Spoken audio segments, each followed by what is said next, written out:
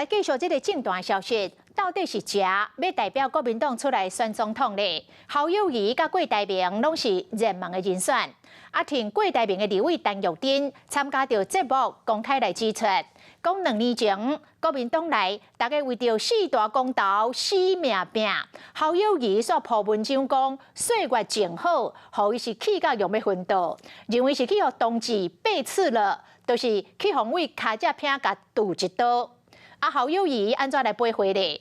伊讲每一个人对各种的议题拢无同的看法，伊拢尊重。伊呼吁大家爱团结，放下对立甲冲突。早安，早安，早安。新北市议会总质询的头一天，市长侯友宜准时报道，国民党团唔拿拢到议场为侯友宜举牌助阵。将总质询的时间提早，这背后原因都被认为讲是要和侯友宜上紧用伫5月17接受定调。新北市议会创了中华民国地方自治史上的首例，把总质询移到业务质询前。身为一个民意代表，你要做的事情是监督市政嘛？还是说你变成是替侯友宜去选总统的啦啦队？党的任何一个规划跟步骤，我目前为止还是以市政为最重要的巡验，所以整个程序我不是那么样了解，不过我们一切尊重。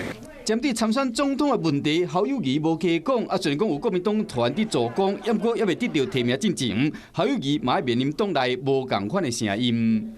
好像前1-2天的时候发这个文，哇，我快要昏倒了，你知道吗？我怎么能接受呢？我们大家都这么拼，感觉被同志背刺啊！你平常的事情都切得很开嘛，都跟你没关系。国民党的所有的这个，如果说这是你的娘家，所有这个娘家不好的都跟你没有关系。